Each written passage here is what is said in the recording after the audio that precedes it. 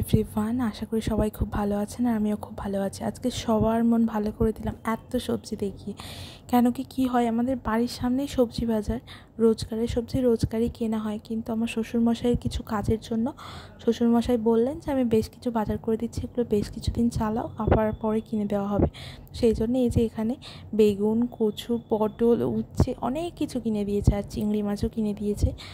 তো আমি কী দিয়ে কী রান্না করব ভেবেই নিয়েছি। এই যে আলু দিয়ে টমেটো দিয়ে একটা মাছের ঝোল হবে, বেগুন আলু কচু দিয়ে একটা চচ্চড়ি, মানে যাই বলে আর কি, ওটা হবে, আর একটু আলু ভাজবো। তো যাই হোক, মাঝখানে এসে ওগুলো করে মেয়েকে দেখতে এলাম, দেখলাম মেয়ে ঘুম থেকে উঠে ওর বাবার সাথে খেলা করছে। ও ঘুমাচ্ছে বলেই আমি কাজগুলো করছিলাম, এসে দেখলাম ও উঠে পড়েছে। তো চলুন ওকে রেডি করে দিই, তারপরে কথা হচ্ছে। তো ওকে রেডি করে দিয়েছি, আর এসে আমি মাছটা ভাজতে বসে তার ফাঁকে আবার দেখতেও এসেছি এই যে আমার দেওর মশাই চলে এসেছে।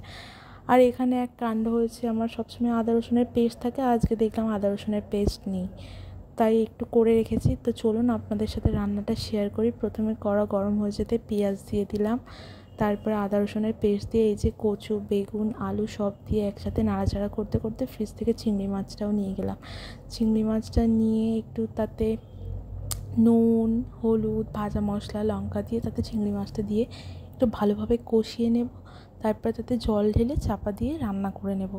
তো আমি আবার একবার আমার মেয়েটাকে দেখে যাই, কারণ ওর পাপা তো ঘুমাচ্ছে, এই যে বসে বসে এখন খেলা করছে।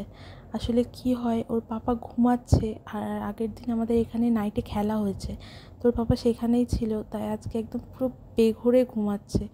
তো যদি পড়ে টরে যায় একটু দুশ্চিন্তা হয় জানেন, ওই জন্য আর কি বারবার এসে দেখে যাচ্ছি রান্না করার ফাঁকে ফাঁকে।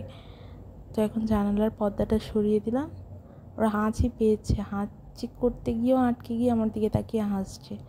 তো খেলা করুক, চলুন।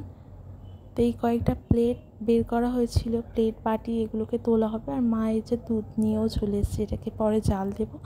আর এই যে এখন আমার রান্নাও কমপ্লিট হয়ে গেছে, আলু ভাজা হয়েছে, কচু আলু বেগুনের যে তরকারিটা ওটা, আর মাছের ঝোল লাল লাল হয়েছে বেশ, মাছের ঝোল হয়ে গেছে। আর এই যে গ্যাসে এখন ভাতটা হচ্ছে, তো গ্যাসে এখন ভাতটা হচ্ছে হোক।